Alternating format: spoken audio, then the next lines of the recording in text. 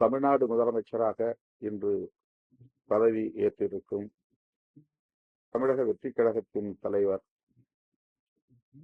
திரு Joseph Vijay அவர்களுக்கு மற்றும் அவரோடு அமைச்சர்களாக பொறுப்பேற்றிருக்கிற பதவி ஏற்றிருக்கிற 9 பேருக்கும் விடுதலை சிறுத்தைகள் கட்சியின் சார்பில் எமது மனமுவந்த வாழ்த்துக்களை தெரிவித்துக் கொள்கிறோம். இன்று இந்த பதவியேற்பு விழாவில் என்னால் பங்கேற்க இயலவில்லை. மாறாக என்னுடைய கட்சியின் சட்டமன்ற உறுப்பினர்கள் வன்னியரசு மற்றும் ஜோதிமணி ஆகிய இருவரும் அந்நிகழ்வில் பங்கேற்றுள்ளனர். மாநில பொறுப்பாளர்கள் உள்ளிட்ட முன்னணி பொறுப்பாளர்கள் பலரும் அந்நிகழ்வில் பங்கேற்றுள்ளனர். இன்று நடைபெற்ற பதவியேற்பு விழாவில் அவர் உறுதிமொழி ஏற்ற பின்னர் முதல் கையெழுத்து கோப்பிலே கையெழுத்திட்டுள்ளார். 200 யூனிட் மின்சாரத்திற்கு கட்டணமில்லை என்கிற தனது வாக்குறுதியை நிறைவேற்றும் வகையில் அந்த கையொப்பத்தை இட்டிருக்கிறார். அது மகிழ்ச்சி அளிக்கிறது. ஏற்கனவே 100 யூனிட் மின்சாரத்தை பயன்படுத்துகிறவர்களுக்கு முற்றிலும் இலவசம், கட்டணம் இல்லை. அந்த திட்டமும் தொடரும் என்று அறிவிக்கப்பட்டிருக்கிறது. 500 யூனிட்டுகளுக்கு மேல் மின்சாரத்தை பயன்படுத்தக்கூடியவர்கள் 200 யூனிட்டுக்கு கட்டணம் இல்லாமல் பயன்படுத்திக் கொள்ள முடியும். எஞ்சிய 300 யூனிட்டுகளுக்கு மட்டும் அல்லது அதற்கு மேலான யூனிட்டுகளுக்கு மட்டும் கட்டணம் செலுத்த வேண்டும் என்கிற இந்த அறிவிப்பு 2 மாதங்களுக்கு மட்டும்தான் என்று வெளியிடப்பட்டிருக்கிறது. இது அதிர்ச்சி அளிப்பதாக இருக்கிறது. இது நிரந்தரமாக அல்லது 5 ஆண்டுகளுக்கும் தொடர வேண்டும் என்று விடுதலை சிறுத்தைகள் கட்சியின் சார்பில் வேண்டுகோள் விடுக்கிறோம். சிங்கப்பெண் என்கிற பெயரில் பெண்களுக்கான ஒரு பாதுகாப்பு படை உருவாக்கப்படும் என்றும் போதைப் பொருள் தடுப்பு படை உருவாக்கப்படும் என்றும் அந்த இரு கோப்புகளிலும் முதலமைச்சராக பொறுப்பேற்றவுடன் திரு ஜோசப் விஜய் அவர்கள் கையெழுத்திட்டிருப்பது மகிழ்ச்சி அளிக்கிறது. அதனையும் விடுதலை சிறுத்தைகள் கட்சியின் சார்பில் வரவேற்று பாராட்டுகிறோம். இன்று நடைபெற்ற விழாவில் வந்தே மாதரம் பாடல் முதலில் இசைக்கப்பட்டிருக்கிறது. அதனைத் தொடர்ந்து தேசிய கீதம் பாடலும் கடைசியாக தமிழ்த்தாய் வாழ்த்து பாடலும் இசைக்கப்பட்டுள்ளது. தமிழ்நாட்டில் நீண்ட காலமாக அரசு விழாக்களில் தொடக்கத்தில் தமிழ்த்தாய் வாழ்த்து பாடல் ஒலிக்கப்படும். நிகழ்ச்சியின் நிறைவில் தேசிய கீதம் ஒலிக்கப்படும். இதுதான் நாம் நீண்ட காலமாக கடைபிடித்து வருகிற நடைமுறையாகும். இந்திய ஒன்றிய அரசு வந்தே மாதரம் பாடலை அரசு விழாக்களில் ஒலிக்க வேண்டும் என்று அரசாணை பிறப்பித்திருந்தாலும் அந்த பாடலை தமிழ்நாட்டில் நடைபெறுகிற அரசு விழாக்களில் ஒலிக்க செய்ய மாட்டோம் என்று கடந்த அரசு, திமுக அரசு வெளிப்படையாகவே அறிவித்தது. அதற்கு காரணம், அந்த பாடல் ஒரு மதம் சார்ந்த மதசார்பு கருத்தை கொண்டிருப்பதாக தேசம் முழுவதும் ஒரு சர்ச்சை இருக்கிறது. மதசார்பற்ற அரசியலை முன்னிறுத்தக்கூடியவர்கள் அந்த பாடலின் மீது இத்தகைய விமர்சனத்தை வைத்து வருகின்றனர். தனிப்பெரும் கட்சியாக மக்களால் அங்கீகரிக்கப்பட்ட நிலையில் ஆட்சி அமைப்பதற்கு இன்னும் 10 அல்லது 11 இடங்கள் தேவை என்கிற நிலையில் தேசிய ஜனநாயக முன்னணியின் ஆதரவை தேடாமல், அதாவது பாரதிய ஜனதா, அனைத்து இந்திய அண்ணா திராவிட முன்னேற்ற கழகம் மற்றும் அந்த கூட்டணியில் இடம்பெற்றுள்ள கட்சிகளின் ஆதரவை நாடாமல், திமுக கூட்டணியில் உள்ள காங்கிரஸ், இடதுசாரி கட்சிகள், இந்திய யூனியன் முஸ்லீம் லீக் மற்றும் விடுதலை சிறுத்தைகள் கட்சி ஆகிய கட்சிகளின் ஆதரவை கோரினார் திரு விஜய் அவர்கள்.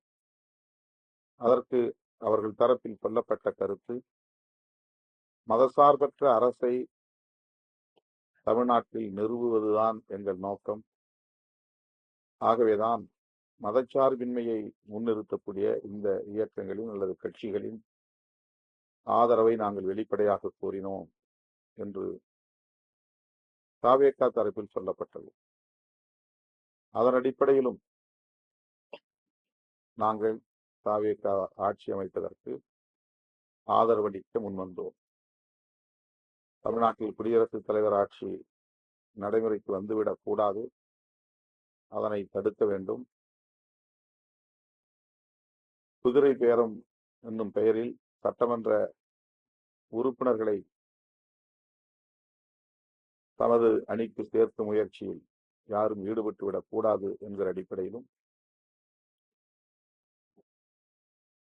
மீண்டும் ஒரு தேர்தல் உடனடியாக வந்துவிடக் கூடாது, அதனை தடுக்க வேண்டும் என்கிற அடிப்படையிலும், மதசார்பற்ற அரசை உருவாக்க விரும்புகிறோம் என்கிற கருத்தை ஆதரிக்க வேண்டும் என்கிற அடிப்படையிலும் தான் இடதுசாரிகளோடு இணைந்து விடுதலை சிறுத்தைகள் கட்சியும் ஆதரவை நல்கியது. அதன் அடிப்படையில் இன்றைக்கு தாவேகா ஆளும் கட்சியாக பொறுப்பேற்றிருக்கிறது. திரு விஜய் அவர்கள் முதலமைச்சராக பொறுப்பேற்றிருக்கிறார். இந்த நிலையில் அதிகாரிகளின் கவனக்குறைவால் இது நிகழ்ந்ததா அல்லது ஆளுநரின் விருப்பப்படி நிகழ்ந்ததா அல்லது ஆளுநரை மகிழ்விக்க வேண்டும் என்று அதிகாரிகளே இந்த நிலைப்பாட்டை மேற்கொண்டு செய்தார்களா? திரு விஜய் அவர்களின் கவனத்திற்கு சென்று அவருடைய ஒப்புதலோடு தான் இது ஒழிக்கப்பட்டதா என்கிற கேள்விகள் எல்லாம் எழுகின்றன. இதற்கு உரிய விளக்கம் அளிக்க முதலமைச்சர் பொறுப்பேற்கிறார். அதிகாரிகள் தான் இதை முடிவு செய்திருப்பார்கள் என்றாலும் கூட முதலமைச்சருடைய கவனத்திற்கு சென்றதா இல்லையா என்கிற கேள்வி எழுகிறது. ஆகவே இது தொடர்பான விளக்கத்தை அளிக்க முதலமைச்சர் முன்வர வேண்டும் என்று விடுதலை சிறுத்தைகள் கட்சியின் சார்பில் வேண்டுகோள் விடுக்கிறோம். அது மட்டுமில்லாமல் இனி வரும் காலங்களில் அரசு விழாக்களில் வந்தே மாதரம் பாடல் தொடர்ந்து ஒலிக்கப்படுமா? அப்படி என்றால் ஒவ்வொரு முறையும் அந்த பாடல் தான் முதலில் ஒலிக்கப்படுமா? தமிழ்த்தாய் வாழ்த்து கடைசியாகத்தான் ஒலிக்கப்படுமா? இந்த கேள்விகளும் எழுகின்றன.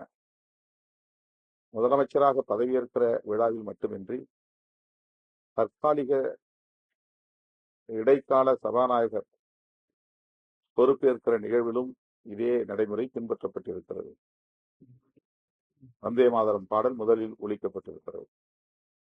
ஆகவே இதுதான் இனிமே அரசு விழாக்களில் பின்பற்றப்படுகிற நடைமுறையா என்கிற கேள்வியும் எழுகிறது.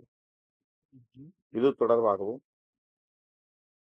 மாண்புமிகு முதலமைச்சர் அவருக்கு வாக்களித்த தமிழ் மக்களுக்கு, அவர் மீது பெரிதும் நம்பிக்கை வைத்திருக்கிற தமிழ் மக்களுக்கு, தமிழ்நாட்டில் மதசார்பு அரசியலுக்கு அல்லது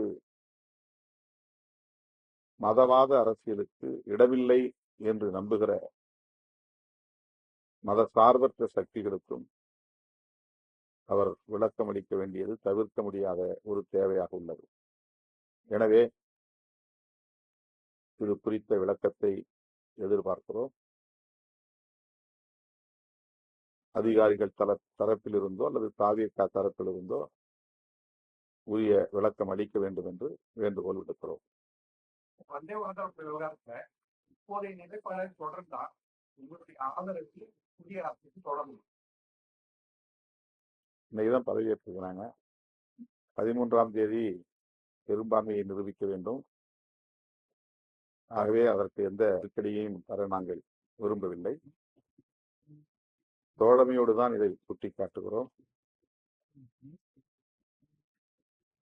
வந்தே மாதரம் பாடல் பிற மாநிலங்களில் அல்லது இந்திய ஒன்றிய அரசு நடத்துகிற விழாக்களில் அதனுடைய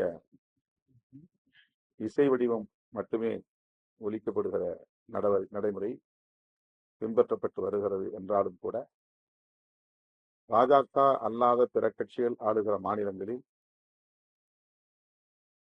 வந்தே மாதரம் பாடல் ஒலிப்பது நடைமுறையில் இல்லை. குறிப்பாக தென்னிந்திய மாநிலங்களில்.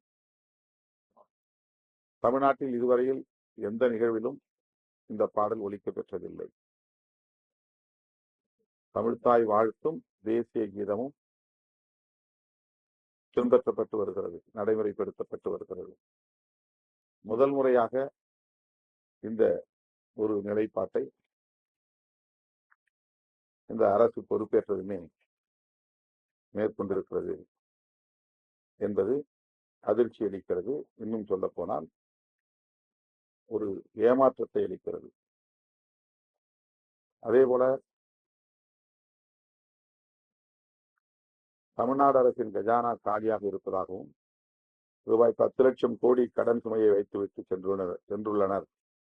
அது குறித்த வெள்ளை அறிக்கை வெளியிடப்படும் எனவும் முதலமைச்சர் அறிவித்துள்ளார். தமிழ்நாட்டின் கடன் அளவு 10 லட்சம் கோடி என்று வெறுமன குறிப்பிடுவது தமிழ்நாட்டு மக்களிடையே ஒரு தவறான புரிதலை ஏற்படுத்தும்.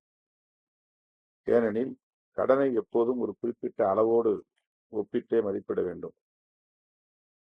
கடனை மதிப்பிடுவதற்கான சரியான முறை அதனை மாநிலத்தின் மொத்த மாநில உள்நாட்டு உற்பத்தியோடு ஜிஎஸ்டிபி அந்த உள்நாட்டு உற்பத்தியோடு ஒப்பிட்டு பார்க்க வேண்டும். தமிழ்நாட்டின் கடன் அளவு 15வது நிதிக்குழுவில் நிர்ணயிக்கப்பட்ட வரம்புக்குள்ளேயே இருக்கிறது. ஒரு குறிப்பிட்ட வரம்பு அளவில் கடன் பெற்றுக்கொள்ளலாம் என்று இருக்கிறது. அது நிதிக்குழு வரையறுத்துள்ள ஒரு வரையறை. 15வது நிதிக்குழுவால் நிர்ணயிக்கப்பட்ட ஒரு வரம்பு. கடனின் முழுமையான அளவுகளை மட்டுமே சுட்டிக்காட்டி அச்சமூட்டுவது ஏற்புடையதில்லை. இது தொடர்பாக முன்னாள் முதல்வர் ஒரு விளக்கத்தை அளித்திருக்கிறார். 10 லட்சம் கோடி கடன் சுமை இருக்கிறது என்கிற குற்றச்சாட்டை அல்லது அந்த கருத்தை அவர் மறுதளிக்கவில்லை. அந்த நிதிக்குழு நிர்ணயித்துள்ள வரையறைக்குட்பட்டுத்தான் கடன் இருக்கிறது என்பதை சுட்டிக்காட்டியிருக்கிறார். ஆகவே கடன் சுமை குறைக்கப்பட வேண்டும், அதற்கேற்ப உள்நாட்டு உற்பத்தி உயர்த்தப்பட வேண்டும்,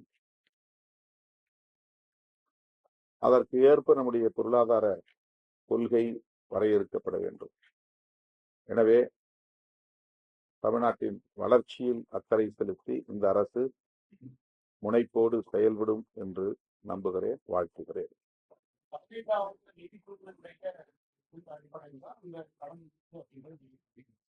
ஆனா அவங்க வந்து ஃபுல்லாவே கஜானா காலியாக்கி போயிருக்காங்க அப்படின்னு இல்லாத ஒரு முதலமைச்சராக அரசாங்கத்தான் நாம் சொல்ல முடியும்.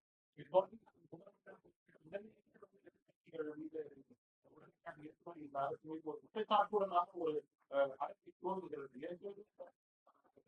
போதெல்லாம் வேகா அவர்கள் தான் தொடர்ந்து குற்றச்சாட்டுகளை வைத்திருப்பார். அரசு பதவியேற்ற உடனே ஒரு குற்றச்சாட்டை வைத்து ஆட்சியை தொடர்ந்தாங்க அப்படின்றது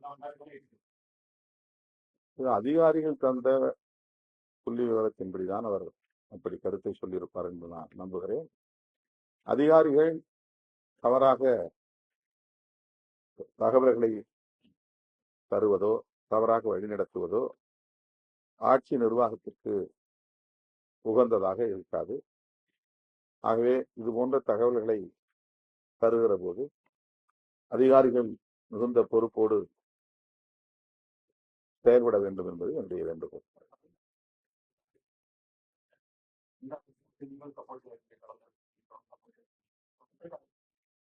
தெரியுமா?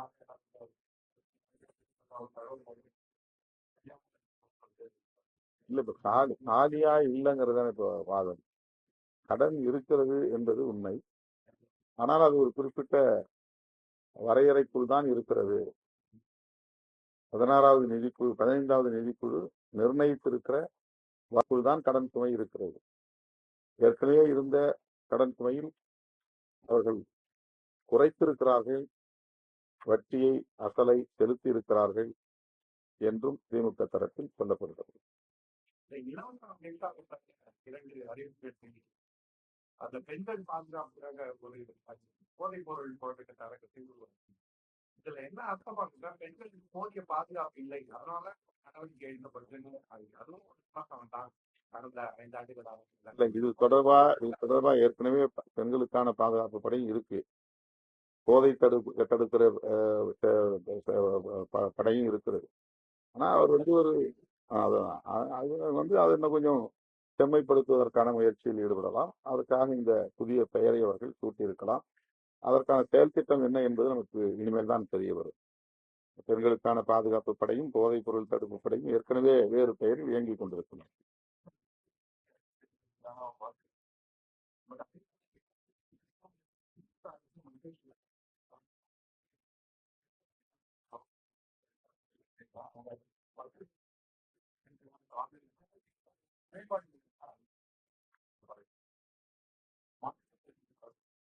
தேர்தல் முடிவுகள் குறித்து ஏற்கனவே நாம் விரிவாக பேசிக்கிட்டோம். இப்போது திரும்ப பேச வேண்டிய ஒரு அவசியம் இருப்பதாக நான் கருதவில்லை. நாங்கள் அந்த கூட்டணியில் திரு முத்துவேல் கருணாநிதி ஸ்டாலின் அவர்களை மீண்டும் முதல்வராக்க வேண்டும் என்ற கோரிக்கையை முன்வைத்துதான் தேர்தல் பிரச்சாரத்தை செய்தோம். அதன் அடிப்படையில் எங்கள் கூட்டணிக்கு கிட்டத்தட்ட 1.5 கோடி வாக்குகளை வழங்கியிருக்கிறார்கள். அதிமுகவுக்கும் அதே போல 1.25 கோடி அளவுக்கு வாக்குகளை வழங்கியிருக்கிறார்கள். இந்த 2 அணிக்கும் சேர்த்து 61% வாக்குகள் கிடைத்திருக்கின்றன. இந்த 61% வாக்குகளும் சொல்ல போனால் தாவேக்காவினுடைய பிரச்சாரத்திற்கு எதிரான வாக்குகள் தான். அவருக்கு 35% கிடைத்திருக்கிறது. எஞ்சிய 65% வாக்குகள் இன்று முதலமைச்சராக பொறுப்பேற்றுள்ள மாண்புமிகு ஜோசப் விஜய் அவர்களுக்கு எதிரானது என்றுதான் நாம் புரிந்து கொள்ள வேண்டும். ஆகவே இந்த தேர்தலை பொறுத்தவரை யாருக்குமே வெற்றி இல்லை என்பதுதான் உண்மை. யாருக்குமே வெற்றி இல்லை என்பதுதான் உண்மை. ஆனாலும் அல்ல, அது கூடுதல் தொகுதிகளை அவர் பெற்றிருக்கிறார். இன்னும் 10 தொகுதிகள் அவருக்கு தேவை. அவர் வெளிப்படையாக ஒரு மதசார்பற்ற அரசை நாங்கள் நிறுவ விரும்புகிறோம், எங்களுக்கு ஆதரவு தாருங்கள் என்று அவர் வேண்டுகோள் வைத்தார். அந்த கோரிக்கை நியாயமானது. மீண்டும் தேர்தல் விடக்கூடாது என்பதாலும், அல்லது இந்த வாய்ப்பை பயன்படுத்தி குடியரசுத் தலைவர் ஆட்சியை திணித்து விடக்கூடாது என்றும், எங்களை போன்றவர்களால் திரு விஜய் அவர்களால் ஆட்சி அமைக்க முடியாமல் போய்விட்டது என்கிற விமர்சனம் எழாமல் இருக்க வேண்டும் என்பதாலும் நாங்கள் இந்த நிலைப்பாட்டை மேற்கொண்டு அவருக்கு எங்கள் ஆதரவை நல்கியிருக்கிறோம்.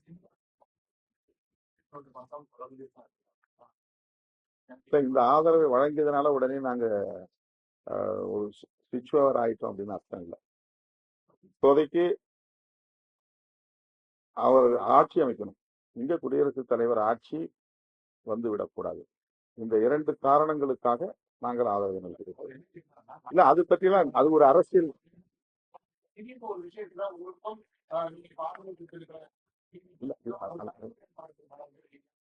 நீங்க அதுக்கு வெளியே வந்து திமுக அதாவது நிறைய யூகமான கேள்விகளுக்கு நம்ம யூகமா பதில் சொல்லிட்டு இருக்க முடியாது. நான் சொன்ன 2 ரீசன், முக்கியமான ரீசன். அவர் ஆட்சி அமைப்பதற்கு நாங்கள் தடையாக இருக்கக்கூடாது. எங்களிடம் வெளிப்படையான ஒரு வேண்டுகோளை வைக்கிற போது அதை மனமுவந்து ஏற்றுக்கொண்டோம். அந்த வேண்டுகோளை நாங்கள் ஏற்றுக்கொண்டோம், மனமுவந்து ஆதரவை நல்கி இருக்கிறோம். அவ்வளவுதான். என்ன சப்போர்ட் கேட்பாங்க ஆட்சி அமைக்கிறதுக்கா? இல்ல, அதெல்லாம் இப்ப உங்கள்கிட்ட எப்படி எல்லாத்தையும் சொல்லிட்டு இருக்க முடியும்? அரசியல் நடவடிக்கைகள் வேற. தாமதம்னா அதுக்கு என்ன அர்த்தம்? என்ன தாமதம்னா அதுக்கு தாமதம்னா என்ன? அப்படிலாம் நான் சொல்லலை, எங்கேயுமே நான் சொல்லலை. நான் வந்து அடுத்த நாள் அறிவிப்பேன்னா மற்ற நாள் சொல்றதை கேளுங்க. அதெல்லாம் கிடையவே கிடையாது. நான் யாருக்கிட்டையும் நாங்க பேசவே இல்லை, யாருக்கும் நாங்க அந்த எந்த ஆஃபரும் வைக்கல. அதுக்கு நான் வந்து ஏற்கனவே பலமுறை சொல்லியிருக்கிறேன். அந்த மாதிரி நான் வந்து எந்த கோரிக்கையும் வைத்ததில்லை. அவங்களோட எங்களுக்கு பேச்சுவார்த்தைக்கான சூழலே அமையல. நாங்க வந்து அந்த மாதிரி எந்த முயற்சியும் எடுக்கல. அவங்க எப்படி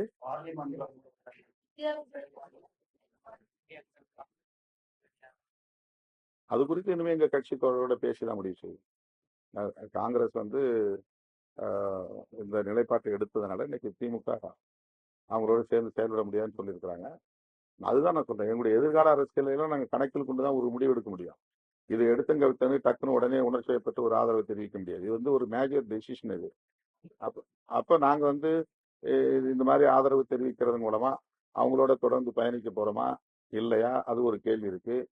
அப்புறம் அமைச்சரவையில இடம்பெற ஆதரவு அளித்தால் அமைச்சரவை இடம்பெற போகிறோமா இல்லையா, அது ஒரு கேள்வி இருக்கு.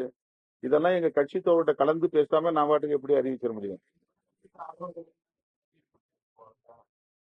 ஆதரவு நல்கி இருக்கிறோம். எப்படி அரசுடைய அணுகுமுறைகள் இருக்கின்றன என்பதை பொறுத்துதான் நம்ம பேசுறோம். ரொம்ப யுகம் பண்ணி கேள்வி கேட்கணும். நீங்க இன்னைக்கு முதலமைச்சர் பதவி ஏற்கனவே அதிகாரத்தில் பங்கு, ஆட்சியில் பங்கு அப்படிங்கிற எப்போ நீங்க பேசி முடிவு சார், நம்ம வந்து ஒரு அரசியல் நிலைப்பாடு, அதாவது எளிய மக்கள் அதிகாரம் பெறணுங்கிறது தான். கடைசி மனிதனுக்கும் ஜனநாயகம், எளிய மக்களுக்கும் அதிகாரம். இது எங்களுடைய கொள்கை முழக்கம். இது வந்து எந்த காலத்துல நடைமுறைக்கு வரும் அப்படிங்கிறது ஒரு நிகழ்வு மூலமா சொல்லிட முடியாது. நாளைக்கு அங்க செய்ய போறோம் அல்லது இப்பதான் செய்ய போறோம்னு சொல்ல முடியாது. ஏன்னா அடிப்படையில சமூக மாற்றங்கள் நிகழ்ந்ததெல்லாம். அப்ப அதற்கான சூழல் இன்னும் உருவாக்கலன்னு நான் வந்து பல முறை சொல்லியிருக்கிறேன். இப்ப அதுக்கான ஒரு சூழல் உருவானது. ஆனால் உடனே அதுக்காக எங்களுக்கு அதிகாரம் வேணும் அப்படின்னு நாங்க போய் நின்ற முடியாது. அதுல எங்களுக்குள்ள மெரிட்ஸ் அண்ட் டிமெரிட்ஸ், எங்களுடைய நிகழ்கால அரசியல், எதிர்கால அரசியல், நாங்க எப்படி அதை தொடர்ந்து முன்னெடுத்து செல்ல போகிறோம், இதெல்லாம் கருத்தில் கொண்டுதான் முடிவெடுக்க முடியும். இப்போ பாரதிய ஜனதா கட்சி எங்களுக்கு வந்து அதிகார பகிர்வு தராங்க அப்படின்னு சொன்னாக்க உடனே நாங்க போய் அந்த அதிகாரத்தை பகிர்ந்துக்க முடியாது. இப்போ எங்க அதுக்கு அது ஒரு கொள்கை நிலைப்பாடு இருக்கு, ஒரு சில வரையறை இருக்கு. நீங்க அதிகாரம் தானே கேட்டீங்க, இப்ப அதிகாரம் உங்களுக்கு தரங்குறாங்க, நீங்க சென்ட்ரல் மினிஸ்டர் சேர்ந்துக்கிறீங்களா அப்படின்னா நாங்க அதுக்கு வாய்ப்பு இல்லைன்னு தான் சொல்ல முடியும். அந்த மாதிரிதான் இல்ல சொல்றேன். இதுலயும் கூட அந்த மாதிரி சில பேசப்பட வேண்டிய விஷயங்கள் இருக்குல்ல. உங்க வந்து இப்போ ஒரு கிரைசிஸ்ல இருக்காங்க, நெருக்கடியில இருக்கிறாங்க. வெறும் 10 சீட்ல வந்து ஒரு ஆட்சி தொட முடியாத, அமைக்க முடியாத நிலை இருக்கு. அப்ப நாங்க வந்து அவங்களுடைய வேண்டுகோளை மதிக்கிறோம், அவ்வளவுதான். ஆட்சி அமைக்க உதவுகிறோம். இதுதான் இப்போதைய சொல்யூஷன். இதற்கு பிறகு இருக்கிற விஷயங்கள் நிறைய விவாதிச்சுதான் முடிவெடுக்க முடியாது தவிர அது ஒரு கொஸ்டின்ல பதில் சொல்லிவிட்டு போயிட முடியும்.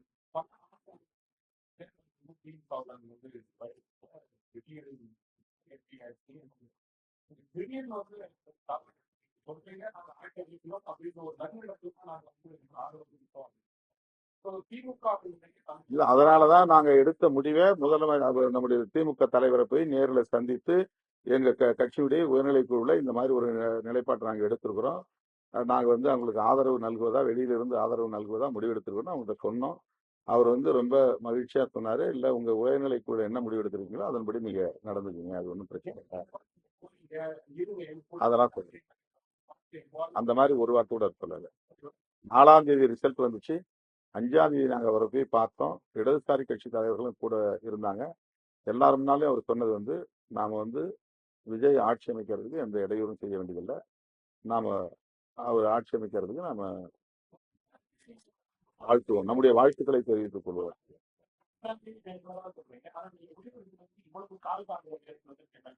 இதுக்கு பிறகு அவருமே உடனே 5ஆம் தேதியா எங்களுக்கு வேண்டுகோள் கொடுத்தாரு. அவரு நாங்க ஒரு அணியில இருக்கிறோம், அவருக்கு எதிரான அரசியலை முன்வைத்து நாங்க அந்த வாக்குகளை வாங்கியிருக்கிறோம்.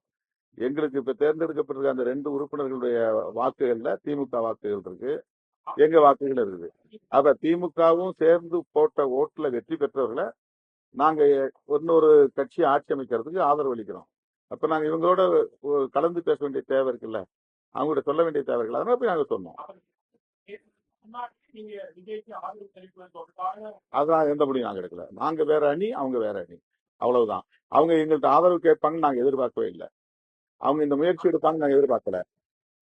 இல்ல இல்ல, அப்படி ஒரு சிந்தனையே எழவில்லை.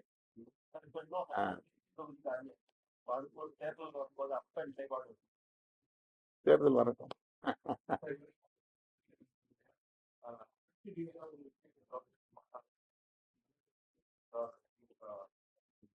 இதெல்லாம் முடிஞ்சு போனது.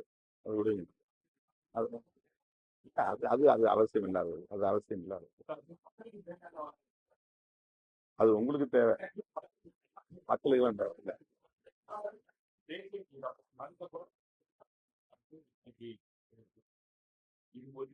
இதுக்கு முன்னாடி நீங்க பாத்தீங்கன்னா அதிமுக இருந்தாலும் சரி, திமுக இருந்தாலும் சரி, இது போன்ற எந்த ஒரு நடத்தப்படாத நீங்க சொல்லுங்க. இதற்கு அதிகாரிகள் தான் காரணமா உத்தரவு பிறப்பிக்கப்பட்டிருந்தாங்க.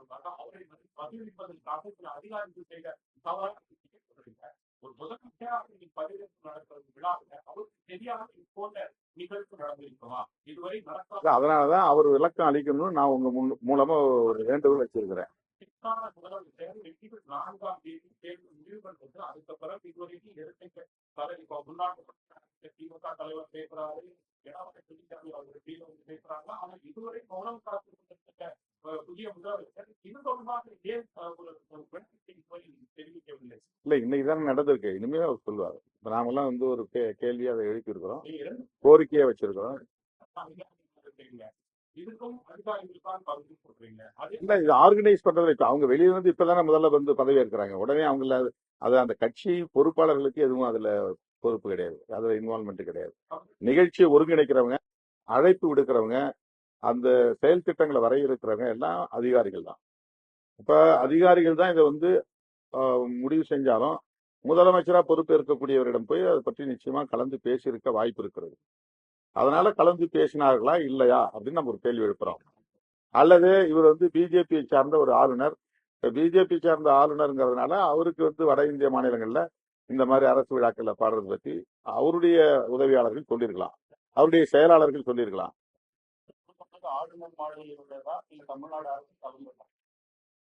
ஆளுநர் மாளிகை தமிழ்நாடு அரசு இணைஞ்சதுதான். ஆளுநர் பங்கேற்கிற நிகழ்ச்சி அவர் பதவியேற்பு வச்சு நடத்துறாரு. அப்ப ஆளுநருடைய செயலாளர்கள் இப்படி செய்யுங்க அப்படின்னு அவங்களுக்கு அதிகாரிகளுக்கு நிச்சயமா சொல்லியிருப்பாங்க.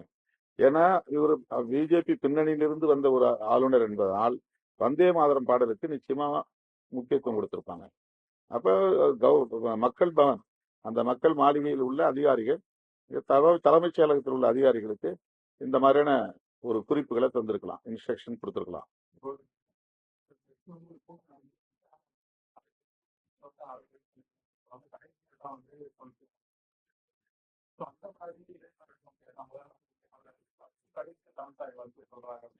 நல்லா இருக்கு, அருமை அருமை அருமை.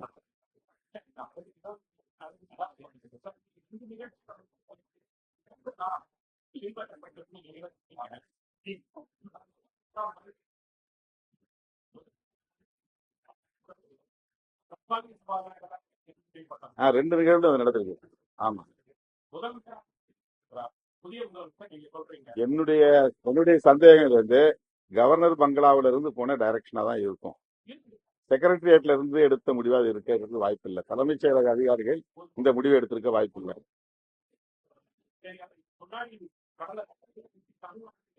இன்னைக்கு முதல் நாள் இந்த நிகழ்வுலயே நீங்க போய் இவ்வளவு கேள்விகளை நீங்க எழுப்பினாரு.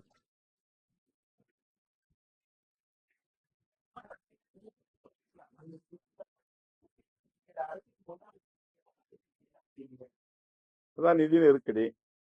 அதுதான் முக்கியமான ஒரு சவால். அவருடைய உரையிலிருந்து நமக்கு தெரிய வருகிறது. அப்புறம் இதுவரையிலும் பின்பற்றப்பட்டு வந்த கடந்த திமுக அரசின் மக்கள் நல திட்டங்கள் அவற்றையெல்லாம் அவர் தொடர்ந்து நடத்த போகிறாரா? காலை சிற்றுண்டி திட்டம், இந்த மகளிர் உரிமை தொகை, மகளிர் விடியல் பயணம், தமிழ் புதல்வன் திட்டம், நான் முதல்வன் திட்டம், இது போன்ற மக்களுக்கு நேரடியாக பயன் போய் சேரக்கூடிய திட்டங்கள் பல. இந்த திட்டங்களை எல்லாம் அவர் தொடர்ந்து நடைமுறைப்படுத்த போகிறாரா என்பது பெரிய ஒரு சவால். பொறுத்திருந்து பார்ப்போம்.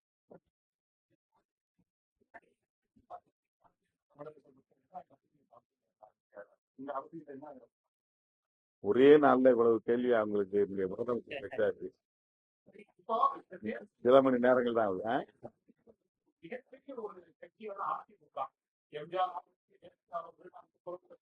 நான் கடந்த ஓராண்டு காலமாக திரும்ப திரும்ப அதிமுகவுக்கு நான் விடுத்த வேண்டுகோள் இதுதான். நடைபெறப்போகிற சட்டமன்ற தேர்தலுக்கு பிறகு அதிமுக பாஜகவின் நட்பாலேயே பாதிக்கப்படும், அதனுடைய வலு குறையும், சிதறடிப்பதற்கு பல திட்டங்களை தீட்டுவார்கள். இன்றைக்கு நான் முன்கூட்டியே சொன்னது போல கொங்கு சட்டசபை வரும்னு சொன்னேன். கொங்கு சட்டசபை வந்திருக்கு. அதிமுக இதனால் பாதிப்பை சந்திக்க நேரிடும் என்று சொன்னேன். இன்றைக்கு ஒரு குழப்பம் அங்கே உருவாகி இருக்கிறது. அதிமுக தன்னை தற்காத்துக் கொள்வதற்கு பாஜக உறவை தவிர்த்திருக்க வேண்டும் அப்படிங்கிறத என்னுடைய தொடர்ந்து நான் முன்வைத்த என்னுடைய வேண்டுகோள்.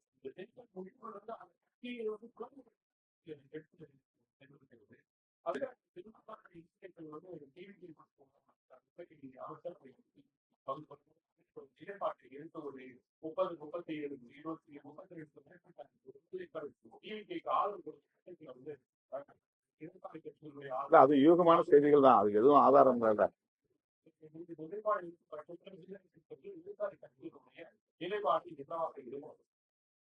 இல்ல, அது அதிமுகவுடைய பிரச்சனை. அதுல நாம் ஒன்றும் கருத்து சொல்வதற்கில்லை.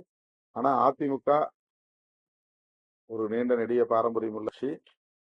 எம்ஜிஆர், ஜெயலலிதா அம்மையார், எடப்பாடியார் என்று தொடர்ந்து அவர்கள் ஆட்சி நிர்வாகத்தில் இருந்திருக்கிறார்கள். அந்த கட்சி கட்டுக்கோப்பாக இருக்க வேண்டும். அதில் உள்ள ஒவ்வொரு சட்டமன்ற உறுப்பினர்களும் எம்ஜிஆரை நினைத்து பார்க்க வேண்டும், ஜெயலலிதா அம்மையாரை நினைத்து பார்க்க வேண்டும். அந்த கட்சி உயிர்ப்போடு இருக்க வேண்டும் என்கிற உணர்வோடு அவர்கள் ஒருங்கிணைந்து செயல்பட வேண்டும் என்பது என்னுடைய ஆசை, வேண்டுகோள்.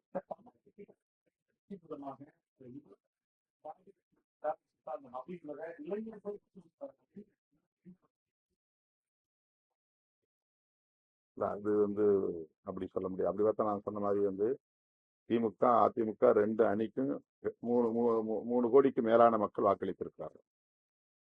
ஒப்பிட்டு பார்க்கும்போது அதுதான் பெரும்பான்மை. அது எப்படி நிராகரிப்பாயிட முடியும்? சீட்டா கன்வெர்ட் ஆகாம இருக்கலாம். இதே இப்ப இலங்கையில இருக்கிற மாதிரி proportionate representative system, TR system அப்படி இருந்தா இன்னைக்கு கணிசமான அளவுக்கு திமுகவில் இருந்து சட்டமன்ற உறுப்பினர் உள்ள போவாங்க. அதே மாதிரி அதற்கு நிகரான அளவுக்கு ஒரு சில தொகுதிகளை தவிர, எண்ணிக்கையை தவிர அதிமுகவினரும் உள்ள கணிசமா இடம் பெற முடியும். இன்னைக்கு நம்ம இந்தியாவில் இருக்கக்கூடிய இந்த தேர்தல் முறைங்கிறது தான் எத்தனை லட்சம் வாக்குகள் வாங்கினாலும் சீட் கன்வெர்ஷன்ல பிரச்சனை வருது. இப்ப 4% வாங்கின நாம் தமிழருக்கு ஒரு சீட்டு கூட கிடைக்கல. ஆனா இது இலங்கையில இருந்தா அந்த 4%க்கு சில எண்ணிக்கை உள்ள போயிருப்பாங்க. அதாவது வாக்குகளின் சதவிகித அடிப்படையில் உறுப்பினர்களை தேர்வு செய்வது என்கிற நடைமுறை இலங்கை போன்ற நாடுகளில் இருக்கின்றன, இந்தியாவில் இல்லை. இது ஒரு பெரிய குறை. இந்த வாக்கு சதவிகித அடிப்படையில் உறுப்பினர்களை தேர்வு செய்யும் முறை இங்கே நடைமுறைக்கு வர வேண்டும். ப்ரொபோர்ஷனேட் ரெப்ரசன்டேட்டிவ் சிஸ்டம் ஒன்று. 2வது, இந்த இவிஎம் என்பது நம்பகத்தன்மை உள்ள ஒரு எந்திரம் இல்லை. அதை தூக்கி எறிந்துவிட்டு மீண்டும் பேலட் சிஸ்டம் கொண்டு வரப்பட வேண்டும். இந்த 2ம் இருந்தால் ஜனநாயகம் பாதுகாக்கப்படும். இல்லைன்னா இந்த மாதிரி ஒவ்வொரு முறையும் ஒரு அன்ஸ்டேபிள் கவர்மெண்ட் அப்பப்ப ஏற்படும். ஒவ்வொரு நேரத்திலையும் இந்த மாதிரி குதிரை பேரம் பேசக்கூடிய நிலை உருவாகும். இது அரசியல் மிக மோசமான ஒரு சூழலுக்கு தள்ளப்படும். இது போன்ற நடவடிக்கைகளால் தான் கரப்ஷன், ஊழல் என்பது, லஞ்ச லாவண்யம் என்பது தலைவிரித்தாடுகிறது. குதிரை பேரம் நடக்கிற எல்லா மாநிலங்களிலும் இந்த மாதிரியான தொழிலதிபர்கள், பெரிய பெரிய வணிகர்கள், ஒப்பந்ததாரர்கள் இதுல மீடியேட்டரா மாறுறாங்க. ஆட்களை தூக்குவதற்கு அவர்கள் இடைத்தரகர்களாக மாறுகிறார்கள். ஜனநாயகம் என்பது கேலிக்கூத்தாக மாறுகிறது. எனவே இந்த தேர்தல் முறையில் ஒரு முற்போக்கான மாற்றம் நிகழ வேண்டும். தேர்தல் 4ஆம் தேதி தேர்தல் அறிவிக்கப்பட்டாங்க. எப்பவுமே பொறுத்தளவுல கடைசி நேரத்தில் தான் ஒரு வேட்பாளர் கூட்டணி இருக்கிறதோ அறிவிப்பதற்கு எல்லாருமே நடைமுறையாக இருக்கும். ஆனா இந்த தேர்தல்ல தமிழ்நாட்டில் 5 தொகுதிகளை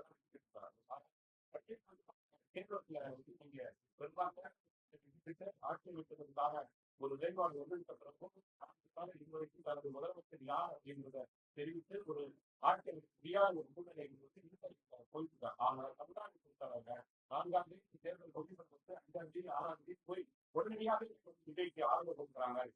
எதை காட்டுகிறது அப்படின்னா, நாங்க எங்களுக்கு அந்த ஆட்சியில பங்கு வேணும், அதிகாரத்தை பங்கு வேணும் அப்படின்றத நிலைப்பாட்டை எடுத்து அவர்கள் ஆதரவு கொடுக்குறாங்க அப்படின்றது நல்ல தெளிவாக தெரிகிறது. இதை நீங்க எப்படி பார்க்கணும்? அன்றைய நாள் தேர்தல் வெற்றியை கொடுக்குறாங்க மக்கள். அந்த மக்களுக்கு இதுவரைக்கும் ஒரு ஆட்சி அமைக்க முடியாத ஒரு காரணம் பக்கத்தில் மாநில 5 தொகுதிகளை விட்டு பெற்றுக்கிறாங்க, எதிர்காலம் இருக்கிறாங்க. ஆட்சி போகிறது ஒரு எதிரி அத்தாட்சிக்கு உறுப்பினாகவே எந்த மாதிரியான நிலைப்பாடு இந்த மாதிரி நியாயமாக இது தேர்தலுக்கு பிந்தைய நிலையில் எடுக்கப்பட்ட முடிவாக தெரியவில்லை. தேர்தலுக்கு முன்பே அவர்களுக்கிடையில் ஒரு புரிதல் இருந்திருக்கிறது. எனவேதான் தேர்தல் முடிவு வந்தவுடனேயே அவர்கள் தாவேகாவை ஆதரிக்கும் முடிவை வேகமாக எடுத்திருக்கிறார்கள் என்று என்ன தோன்றுகிறது.